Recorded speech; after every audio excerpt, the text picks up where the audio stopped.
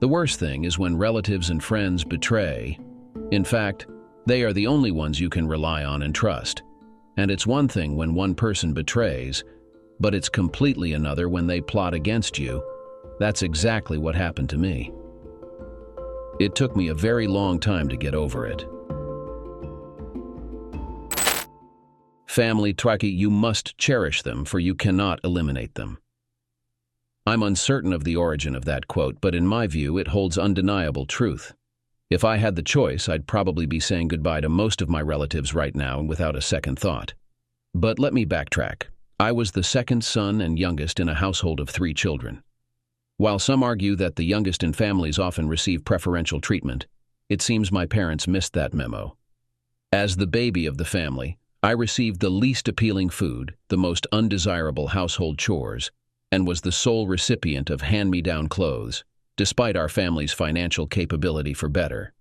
You might think I'm exaggerating, but a prime example is that I never tasted a piece of white meat chicken for dinner until my sister, the eldest child, left for college when I was 14. Before the era of television remotes, I was always tasked with changing the TV channel in the family room, regardless of my location in the house. Whether I was nearby or not, I'd receive the call and was expected to be present to switch channels before the desired program started. It wasn't quite the tale of Cinderella and her stepsisters, but in my view, it wasn't far off. Then Susan Marsden entered my life. My brother Wayne and I observed as the moving truck arrived at the old Johnson house 3 doors down. A dark blue Chevrolet station wagon parked in front, and a man, a woman, a boy, and a blonde-haired, blue-eyed girl emerged.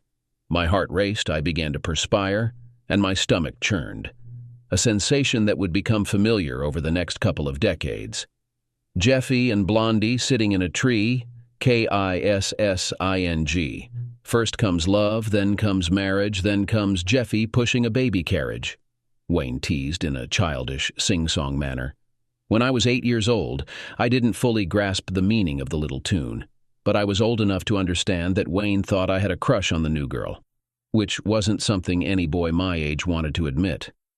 Girls were considered off-limits, even if they looked like blonde-haired, blue-eyed angels.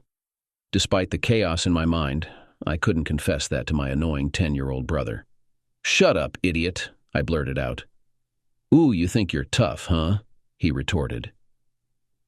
At that point, Wayne had a significant size and weight advantage over me, making it clear I wouldn't stand a chance in a fight, although I had attempted it unsuccessfully in the past.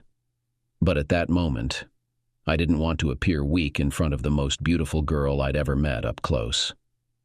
12-year-old Eddie and 8-year-old Susan Marsden were the only other children on our street, so it was natural for my siblings and me to spend a lot of time with them. Because of our ages, Susan and I often played together. She was somewhat of a tomboy and could throw a baseball and a football almost as well as I could. We swiftly formed a strong bond, becoming best friends in no time. Despite her forging connections with other girls in our small rural town, we remained each other's primary confidants until almost the end of our 8th grade year. While we had never kissed by then, we occasionally intertwined our hands, whether at school or in public.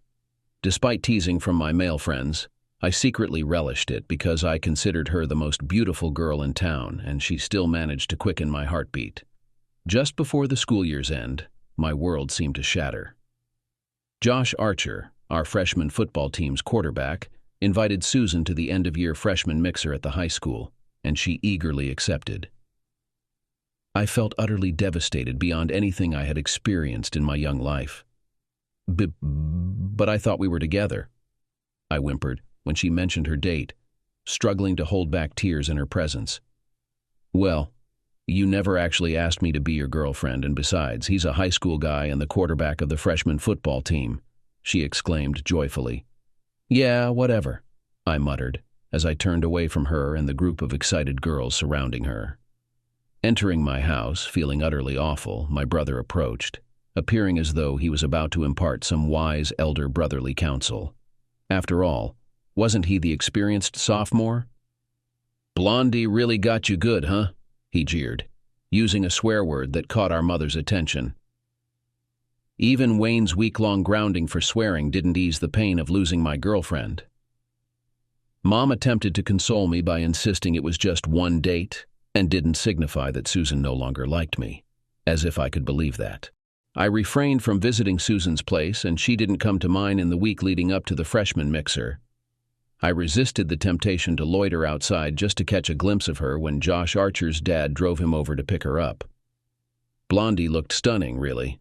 They made quite the pair, my brother sarcastically remarked upon returning home a few minutes after Mr. Archer departed. Susan and I maintained our distance throughout the rest of the school year and the summer. We'd exchange waves, but neither of us made an effort to initiate conversation. I won't deny it. I was miserable, but it seemed like she had moved on. Meanwhile, I hadn't. I barely interacted with any other girls and spent most of my free time playing baseball during the day and basketball in the evenings. I was fairly good at sports, and by keeping myself occupied, I managed to avoid dwelling too much on Susan. Well, mostly. My brother kept me informed about her activities, especially her dating life. He always made sure to update me whenever she went out with someone new. My parents noticed Susan's absence from our family gatherings multiple times. My brother took delight in sharing stories of seeing her with different guys. However, my sister Diana often defended me by pointing out that my brother wasn't exactly successful with girls either. I might ask Blondie out. She's always been friendly towards me, my brother excitedly suggested. If she goes out with you, I'll make sure you regret it, I shouted. While I was focused on my brother, I didn't anticipate the slap from my father, which hit me hard on the face and side of my head, nearly knocking me out of my chair. You're fortunate you're too far for me to reach, my dad warned my brother. But let me make this clear. If I find out you're messing with Susan, there will be consequences, and they won't be gentle. Understand? Yes, sir, Wayne grumbled. The first week of my freshman year was a revelation. Previously unnoticed by most girls except Susan, suddenly I became the center of attention as every pretty freshman girl seemed eager to get to know me. Having grown 4 inches and gained 25 pounds over the summer, I now stood at 6 foot, 175 pounds. With my longish, dark brown curly hair and big brown eyes, I wasn't too bad looking, I suppose. I also discovered that not being tied to Susan's side turned out to be advantageous for me. Initially, I was taken aback by the attention the freshman girls showered on me, but I have to confess, I enjoyed it. I went out with a few different girls initially before choosing a petite, adorable redhead with vivid green eyes as my girlfriend. Erin Griffin was always lively and pleasant to be around, which is why she made it onto the freshman cheerleading squad. Plus, she had full, inviting lips that I had the pleasure of kissing regularly. Life was good. 2 days after the Christmas dance, Mom escorted Susan into my room, informing me I had a visitor and to keep the door open. Both Susan and I blushed. Jeff, I made a mistake when I went out with another guy last year while we were together, but I was too afraid to admit it to you, she confessed. I've dated several guys since then, and I now realize you were the best. I want us to get back together. I was seated on my bed engrossed in a book when Susan entered the room. I remained motionless as she spoke. It took me several seconds to respond, sitting there in silence before eventually nodding in understanding. If we proceed with this, there are no ifs, ands, or buts. You're my girlfriend, and that means you can't see or be involved with another guy. Clear? No flirting, no kissing, nothing of that sort.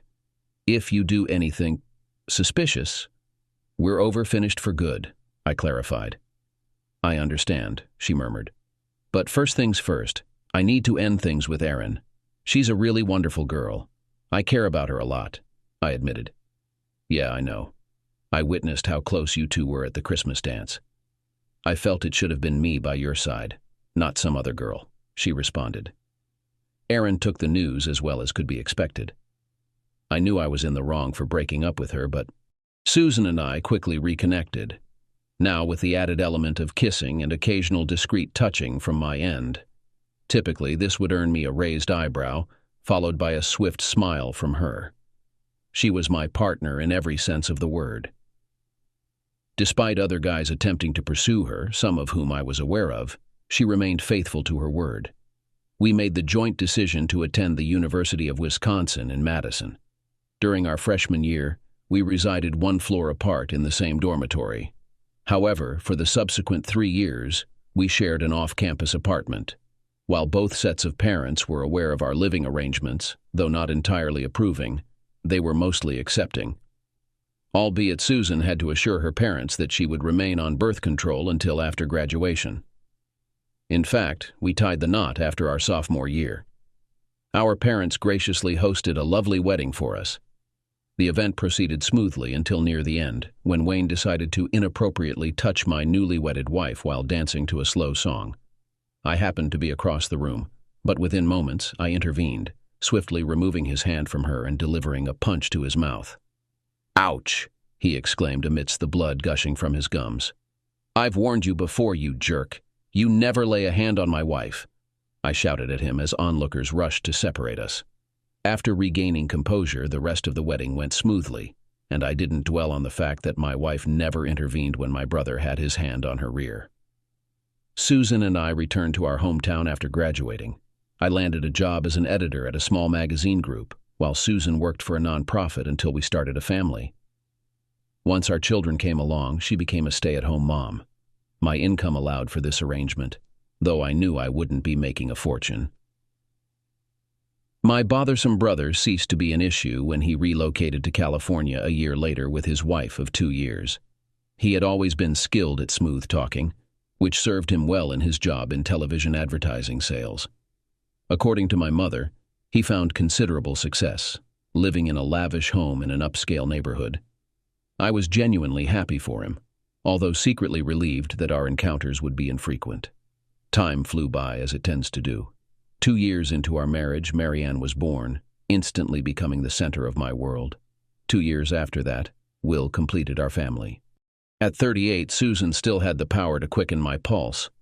We were both dedicated fitness enthusiasts, and I admired her physique, which seemed just as impressive as it did when we first got married, despite her having 2 children. In fact, in some ways, it seemed even better. Her breasts were slightly larger, and her hips and buttocks had gained a touch more curvature. Overall, she had become a more mature version of herself, and I felt grateful that she was mine. The phone call from my mother was devastating. Despite never having smoked, my brother had been diagnosed with lung cancer, and his doctor estimated he had about 2 years left to live. Apparently, he had been experiencing symptoms for several months, but had largely ignored them until he could no longer manage on his own. By this point, Wayne had been married and divorced twice. Neither of his ex-wives had been able to tolerate his unfaithfulness, but at least there were no children involved.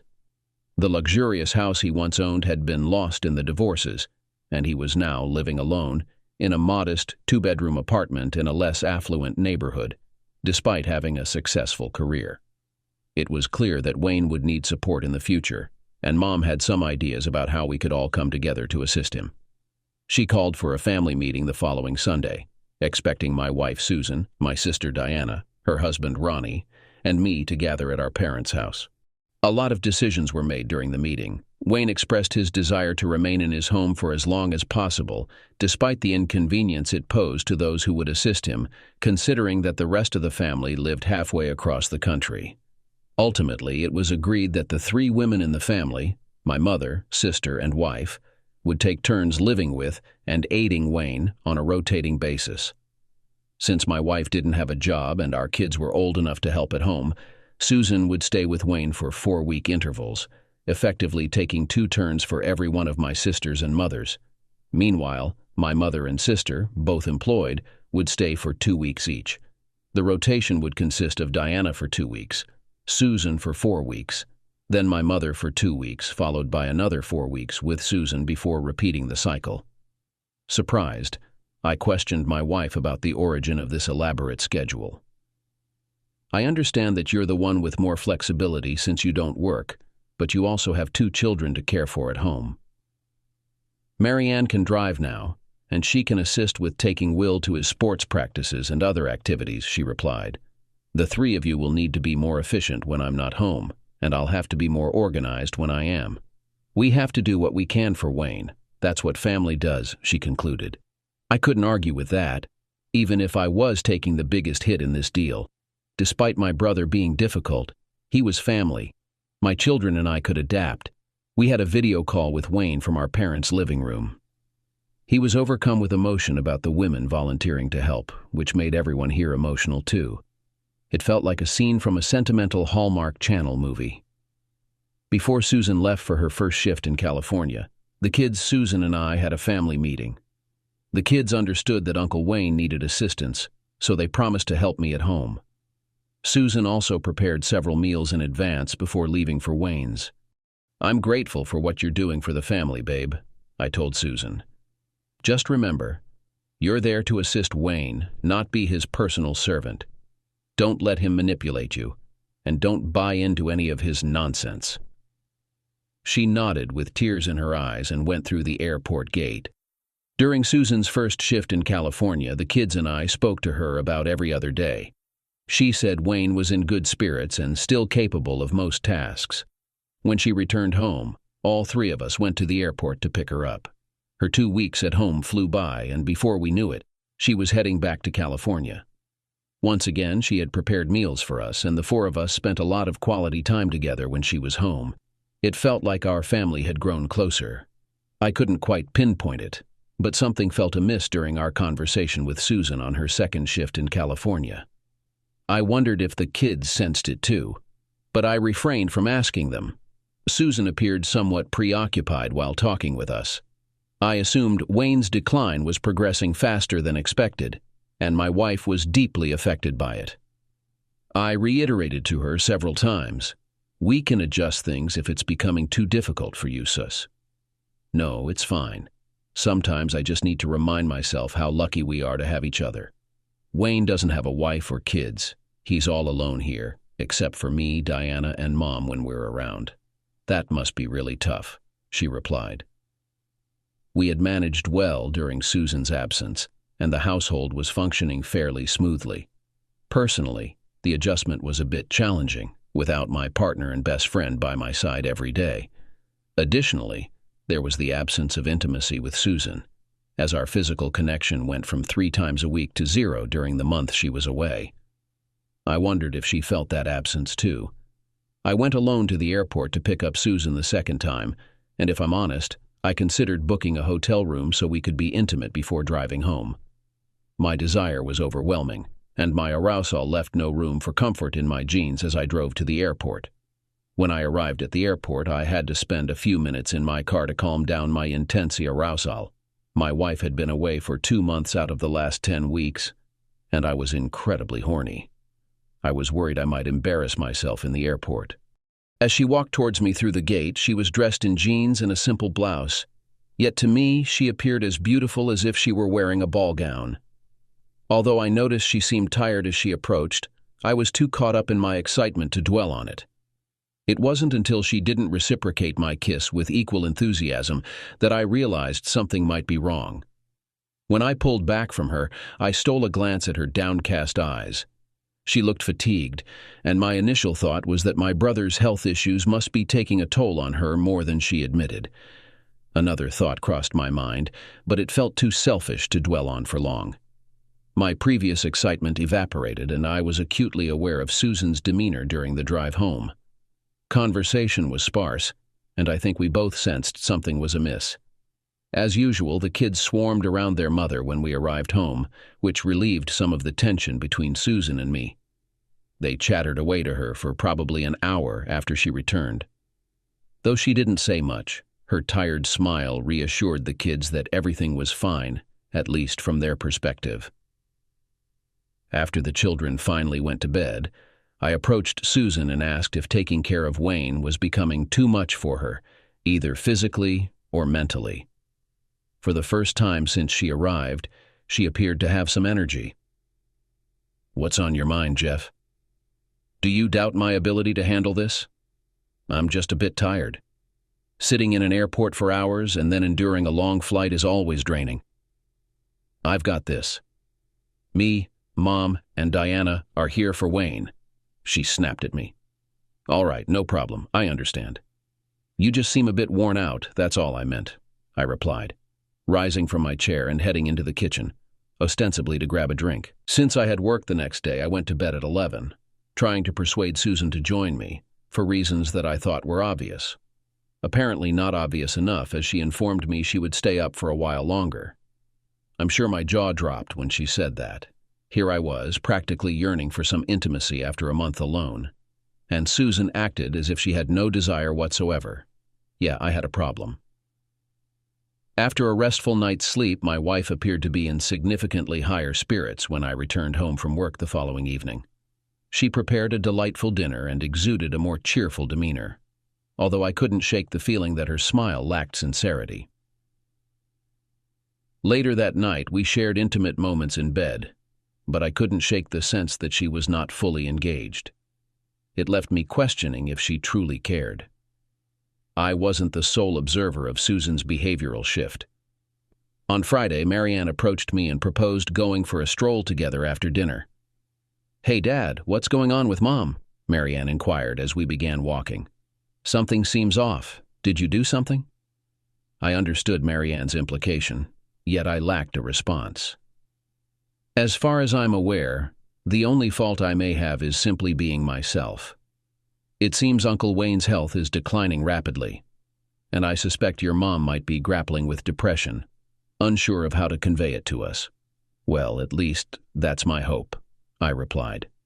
My daughter isn't easily fooled, and my response didn't fully satisfy her. You're not concerned that she might be developing feelings for Uncle Wayne, given how close they've become due to his illness.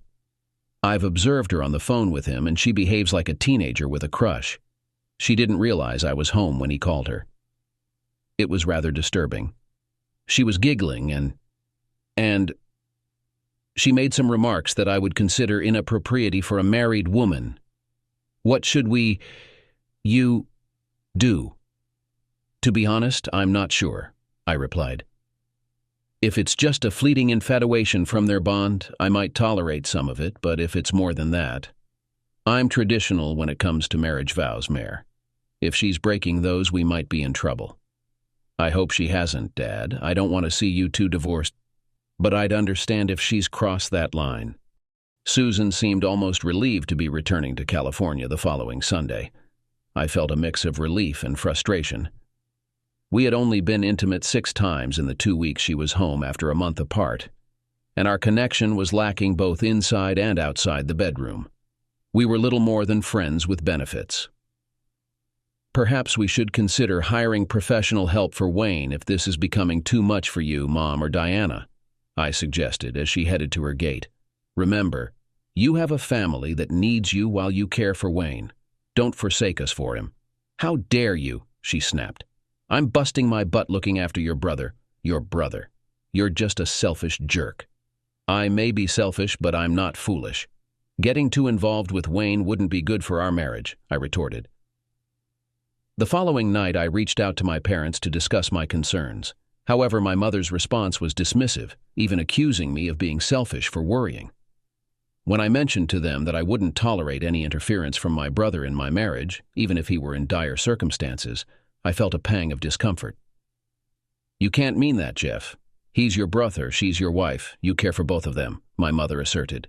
Do I, Mom? I countered. Do I truly care for them that deeply? Well, I was disappointed by my mother's reaction. My father's laissez-faire stance didn't surprise me.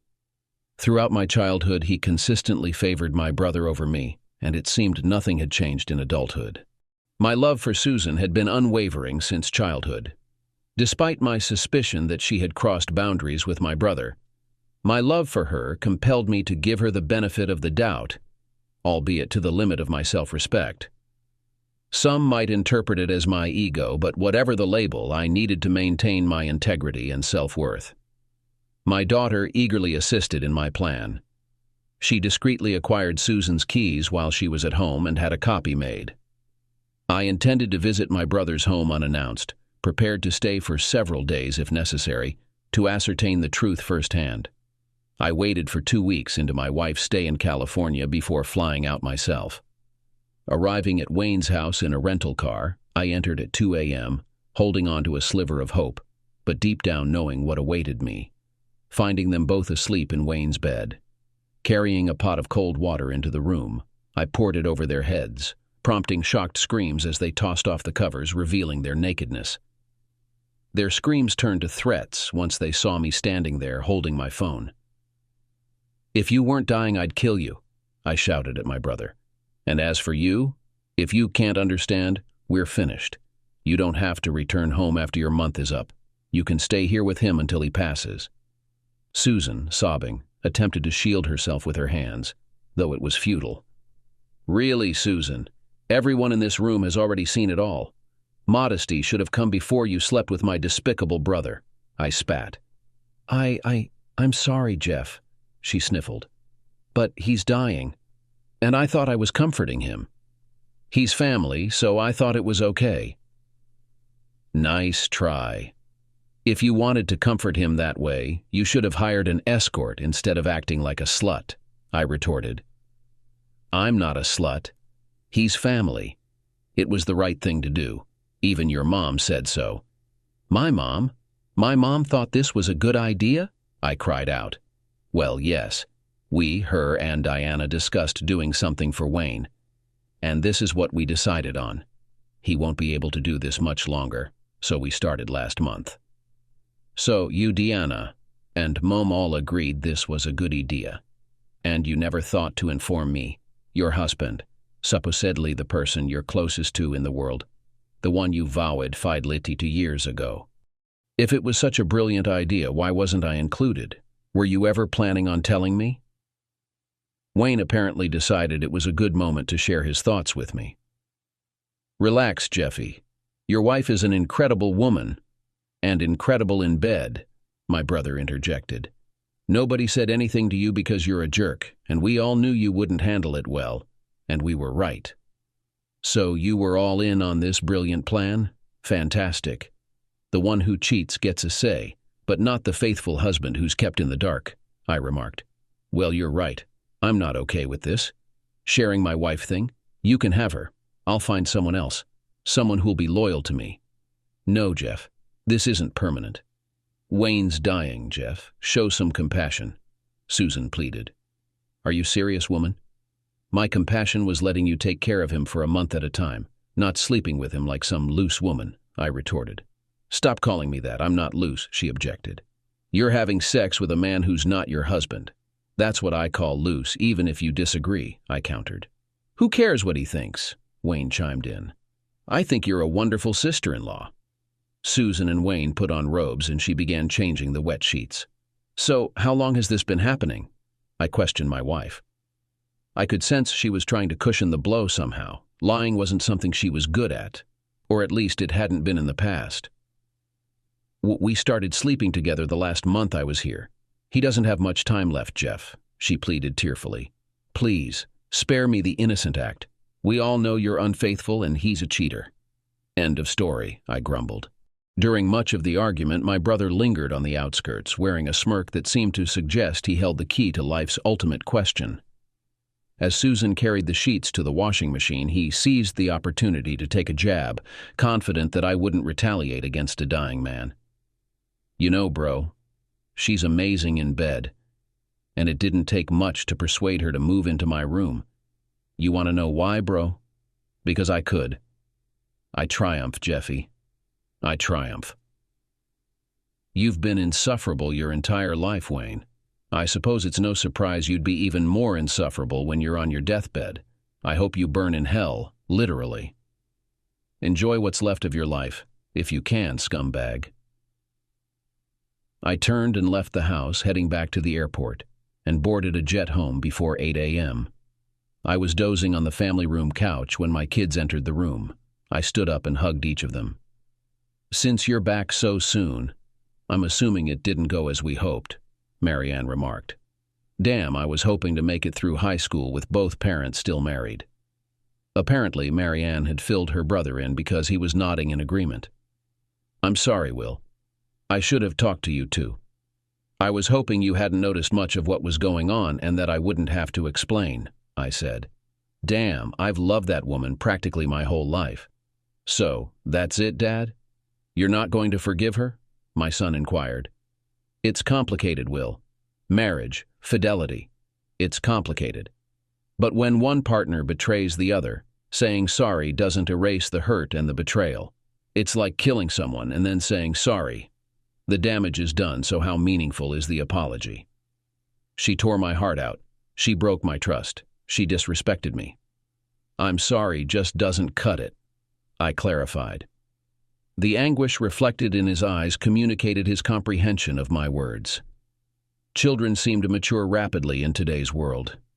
Given the current divorce rate surpassing 50%, it's likely he has several acquaintances whose parents have separated. How about pizza for dinner tonight? I'm not really up for cooking. We can chat while we eat, I suggested. They both agreed with nods.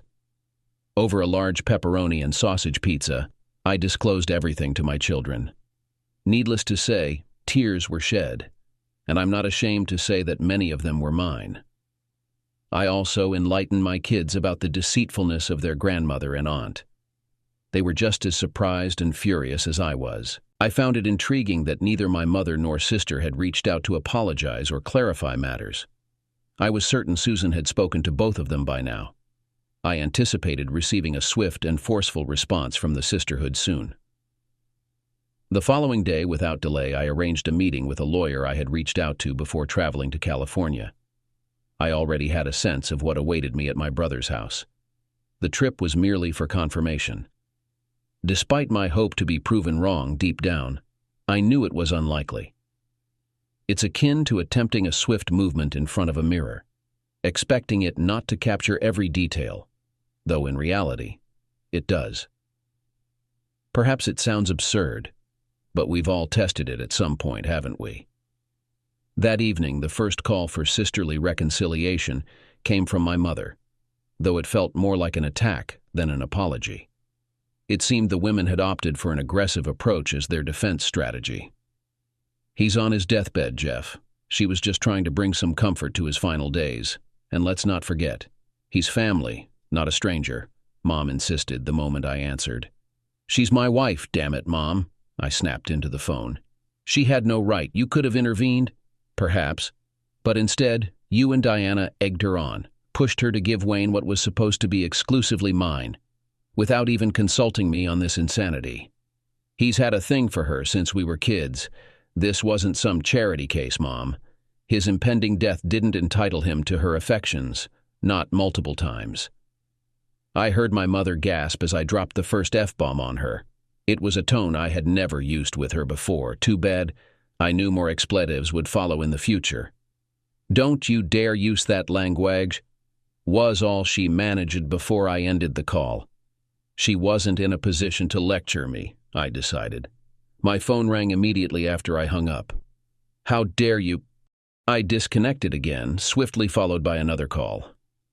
This time silence greeted me. Maybe old habits could change. Jeff? She cautiously asked. You're not going to hang up on me again, are you? New rules, Mom, I replied. If you try to lecture me, I'll hang up. You forfeited that right when you encouraged my wife, to cheat on me with my brother, all because he's dying. You're my mother, for God's sake. You shouldn't be encouraging my wife, to cheat on me, even with my dying brother. What kind of mother does that to her own son? She coughed on the other end. But he's dying, she interjected suddenly, her energy seemingly renewed by her declaration. To hell with him, to hell with him, to hell with him, I shouted back. Dying doesn't excuse him from wrecking my marriage. It didn't excuse her for sleeping with him, and it didn't excuse you and Diana for pushing her to ruin my marriage. This won't ruin your marriage unless you allow it. He'll be gone soon, and you and Susan can move on. He won't even be a consideration, she stated. Or he'll always linger in my mind, and maybe in hers too, I retorted. Do you have no forgiveness in your heart? Mom asked. No, I don't, I replied. Would you forgive Dad so easily if he slept with Belinda Parker? Belinda Parker? That blonde woman who lived across the street when you were kids? I could hear flecks of saliva practically propelled from Mom's mouth as she spoke. Belinda Parker, a stunning woman, moved in across the street with her husband when I was a teenager. She was roughly 10 years younger than Mom, and I recall seeing her in a tiny bikini heading to the mailbox by the road multiple times during the summer. Whenever Belinda appeared, Mom consistently made snide remarks at the dinner table. It probably had something to do with Dad's eyes practically popping out of his head when he caught sight of our younger neighbor once. "Would you have let Dad sleep with Belinda Parker if she was on her deathbed?" I inquired. "That's a nonsensical comparison," she snapped at me. "Clearly not," I replied quietly. My sister phoned after 2 days, sounding apologetic, which was a relief. "I regret not realizing the obvious sooner," Diana admitted. "We all got carried away with Wayne's illness and lost our better judgment. Even disregarding our family ties, I shouldn't have encouraged Susan to cheat on you just because Wayne was dying." Ronnie was furious when I confessed what Susan did, with both my and Mom's support. He hasn't spoken civilly to me since then, and even said you'd be justified in punching me. "Looks like I'll need to work hard to regain his trust," she sighed. An hour later, Ronnie called to apologize sincerely for my sister's actions. "I had no idea, Jeff. I'm truly sorry. If I'd known, I wouldn't have condoned such stupidity." "What are you going to do?" he asked. "I've made up my mind, Ron. While Wayne may have tempted her, Susan had agency. Using his illness as an excuse was just that, an excuse. She chose forgiveness over permission, especially with Mom and Diana pushing her. And it's not a one-time mistake. She's been involved with him for the past 2 months. I've got your back, Jeff. Whatever you decide, I'm here for you," Ronnie assured. I waited until Susan's plane had taken off before calling her parents, to inform them about what their daughter had been up to in California with my brother. As expected, given my long-standing familiarity with them, they were both embarrassed and appalled upon grasping the truth of the matter. "Seriously, Jeff, is this some sick joke?" her father yelled through the phone. "No joke, Dad. You know I wouldn't jest about something like this. He's always harbored feelings for Susan, and it seems he decided to make a move, thinking he had nothing to lose. I'm not sure if my mother and sister were aware of his intentions beforehand, but I know they encouraged her," I explained. "She's far too intelligent to fall for such nonsense," my father-in-law sighed. "I'm sorry we apparently raised a promiscuous daughter, Jeff. I'm utterly shocked. I assume you'll be divorcing her."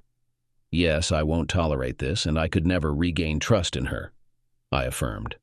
"She'll be served with divorce papers once she lands." I waited until Susan's plane was airborne so that my in-laws wouldn't have a chance to warn her beforehand, although the scolding she would receive from them wouldn't really serve as a warning. I wanted her to be completely caught off guard, hoping it would inflict as much pain on her as her betrayal had on me. If anyone should understand that I can be vengeful, it's Susan. She should be aware that I intend to exact retribution several times over. I wasn't surprised when she didn't call for 2 weeks after I caught her. She understood that a hollow, insincere apology would only aggravate me further. She knew from experience that the best way to calm my anger was to be physically close to me, in our bed, with me fully immersed in her warmth. It was a tactic she had used successfully before, but this time was different. This was more than just a disagreement. It was a betrayal. As usual, I was there waiting for her when she emerged, but this time there were no embraces or kisses. Her shocked expression told me she wasn't expecting this, but she was truly surprised when a young man approached her and handed her a legal envelope, serving her papers. "After 19 years, you couldn't even have me served in the privacy of our home," she murmured softly. "After you didn't even have the decency to tell me about your affair, forcing me to find out on my own. You're fortunate I didn't take drastic measures when I found you two together. But neither of you are worth going to jail for. He'll meet his end soon enough, and as for you, you'll just be a painful memory. Hopefully one I can eventually bury deep in my mind, like a regrettable mistake." Tears trickled down her cheeks quietly as she struggled to restrain herself from crying in public. Instinctively, I retrieved a tissue from my shirt pocket and offered it to her. The journey back home was mostly quiet, a state of affairs that suited me well. Perhaps curiosity eventually overcame her, for just before reaching the house, she inquired about who was aware of her. Lapse in judgment, as she phrased it. I couldn't help but chuckle at her wording, eliciting a pained expression from her. "The children and your parents are now aware. None of them are pleased. My family was already aware, except Ronnie, who was furious at my sister when I informed him of his wife's involvement. Their marriage is in jeopardy because my brother-in-law is extremely angry at my sister for supporting my wife's heartless betrayal of me. My words, not his.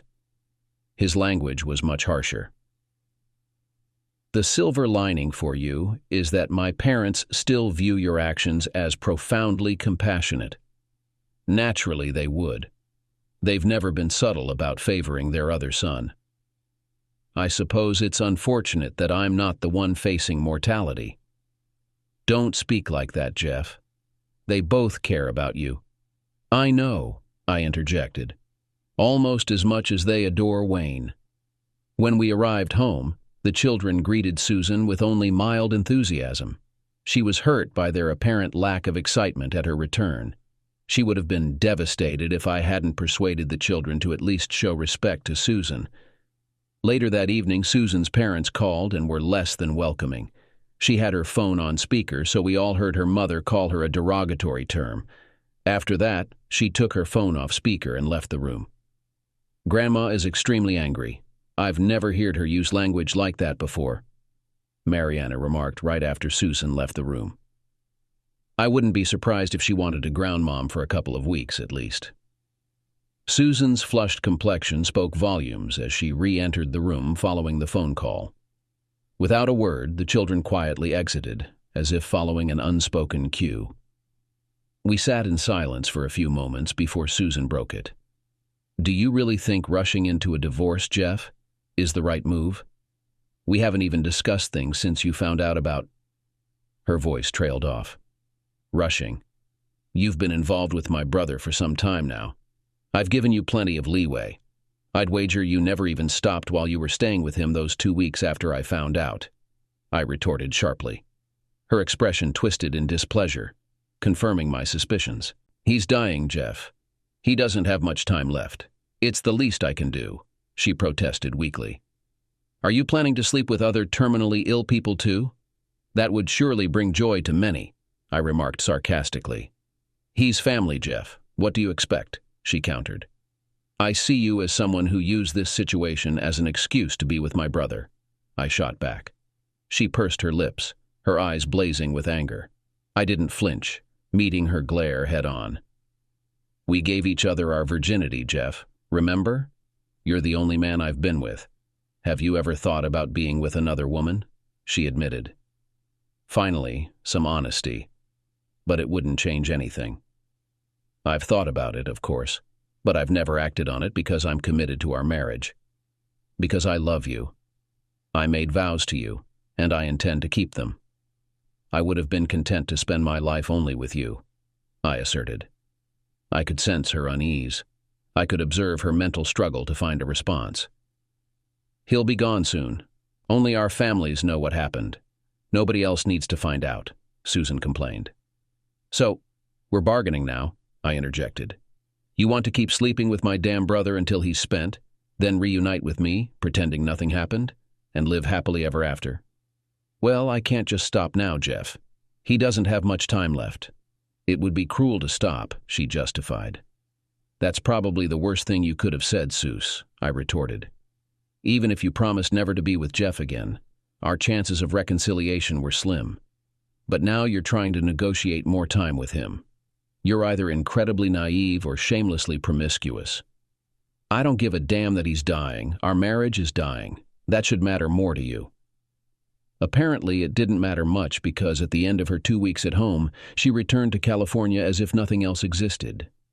I didn't ask, and she didn't say, but I assumed she was still involved with my brother, even though I knew his health was deteriorating rapidly. While Susan and the kids continued regular communication, Susan and I only spoke about once a week, and during those calls, she would gently remind me of his declining health and her imminent return to me. I never acknowledged those remarks. When she called about a week before heading home, I sensed something was different from her cautious tone. I wondered if Wayne was close to passing when she quietly shattered any hope of reconciliation. I'm pregnant, Jeff, she practically whispered. I barely caught her words, but they registered nonetheless. My response was delayed as I processed the implications. "That's tough news, Susan," I eventually managed. "What?" she responded sharply. "The judge will postpone the divorce until after the baby arrives." "No, he won't," I counter-read. "The child isn't mine, so it won't affect the proceedings." "I could claim it's yours," she suggested. "Lying in court is perjury," I warned. "You could face serious consequences.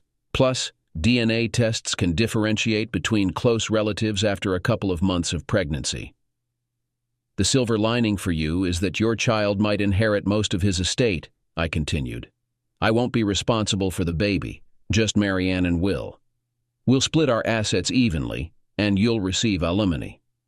But unless my brother had more savings than I realized, you'll likely need a job in a few years.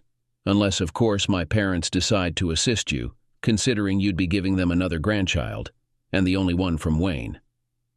The kids chose to live with me, so the judge awarded me the house until my youngest graduated from college.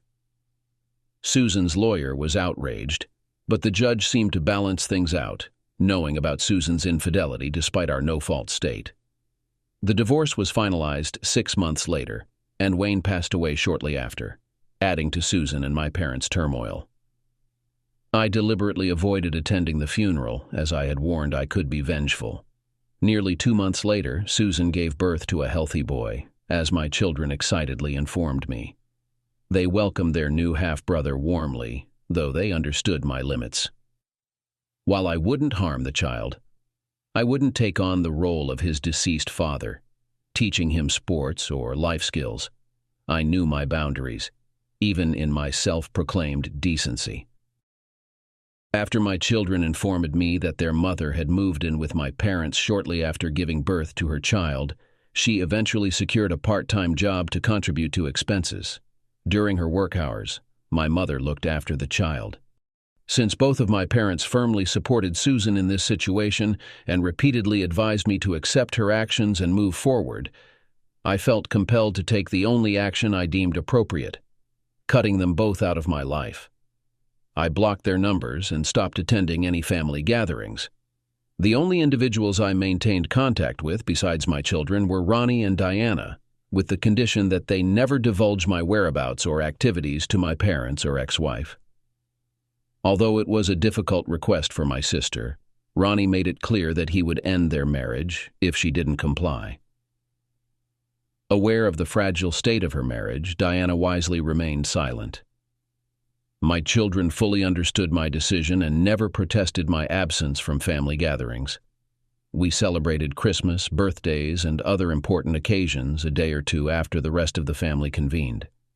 The only exceptions were my children's weddings. I assured them both that I wouldn't allow my ex-wife or former family to prevent me from attending their special days. However, I left it to them to inform the rest of the family that I wouldn't tolerate any mistreatment. I promised my children that I wouldn't be the one to mar their weddings.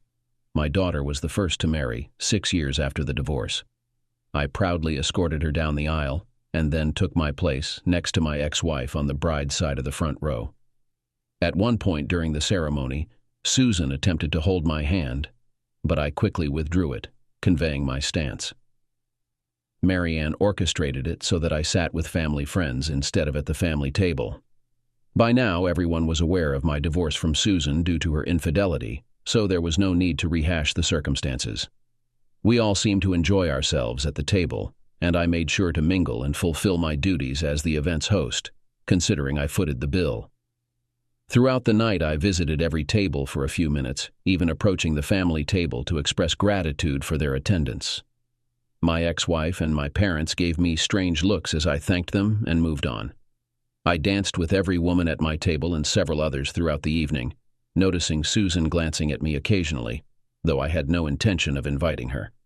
"Are you not going to ask Mom to dance at least once, Dad?" Marianne questioned me after some time. "After all, both of you are the reason I'm here tonight." "No, sweetheart, I won't. I'm sorry, but I have no interest. Let's not spoil the evening," I replied. I could see Marianne contemplating, perhaps wanting to press the matter further, but ultimately deciding against it. She walked over to her mother, engaging in conversation while shaking her head. Susan glanced at me with tears in her eyes. 2 years later, I didn't foot the bill for my son's wedding. Instead, he addressed his family situation with his future in-laws, and once again, I found myself seated at a table among friends. He confided in me about the explanations he owed to his fiancée's parents. Initially repulsed by the story, they eventually showed great understanding towards me. Susan, however, felt betrayed that our son had implicated her and threatened to boycott the event. I felt immense pride when Will informed her that he would miss her at the wedding but wouldn't apologize for speaking the truth. "This isn't my doing, Mom," I overheard him say over the phone. "You made your decision. I'm just the messenger here. I had to face Amy's parents and explain that my mom had an affair with my dad's brother. It was incredibly humiliating." 12 years post-divorce, I sat in my favorite pub on a Friday night, enjoying a glass of Glenmorangie single malt with a splash of water. It had been a challenging yet rewarding week, so I indulged in some top-notch scotch. Since my divorce, I had dated on occasion but never found someone who could replace Susan in my heart. I never denied it. I was deeply in love with her, and her betrayal had wounded me deeply. Perhaps I still harbored feelings for her, if I were honest with myself. Nevertheless, I took pride in the fact that I hadn't spiraled into alcoholism or pursued meaningless flings. I had my work, supportive friends, and hobbies, many of which I had picked up after the divorce. It wasn't the same life I had with Susan, but it wasn't a bad life either. I didn't pay much attention to the man seated to my right until I noticed a hand extending in my direction. He introduced himself as Melvin Downey, and I reciprocated the gesture. "Yeah, I recognize you. You're Susan's first husband. We have a common experience," he remarked in a friendly manner. I chuckled with enthusiasm. Perhaps I would get along with this individual. "Well, let's hope we don't share heartache as well," I responded. I wasn't aware Susan had remarried.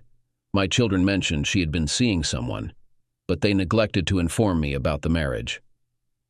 "They probably didn't want to upset you," he suggested. "Yeah, they're considerate like that," I agreed. Can I ask you something?" he inquired nervously. "Of course," I said, noticing beads of sweat forming on his brow. "Do you think she'll cheat on me too? Do you believe in the saying, once a cheater, always a cheater?" I observed his anxious expression. Initially, I considered leaving him uncertain, but his situation with Susan wasn't my concern. "No, I don't subscribe to that saying," I reassured him. "In fact, I believe Susan will make an effort to be a good wife to you." I made sure to confront her behavior. Besides, she wouldn't want to appear promiscuous to our children again. Once was sufficient. He expressed sincere gratitude, seemingly unaware of the relieved sigh he let out. Yes, I was starting to like this man. "Do you frequent this place regularly?" he inquired. "Yeah, I usually come by on most Friday nights. It's a pleasant, quiet spot with friendly company," I replied.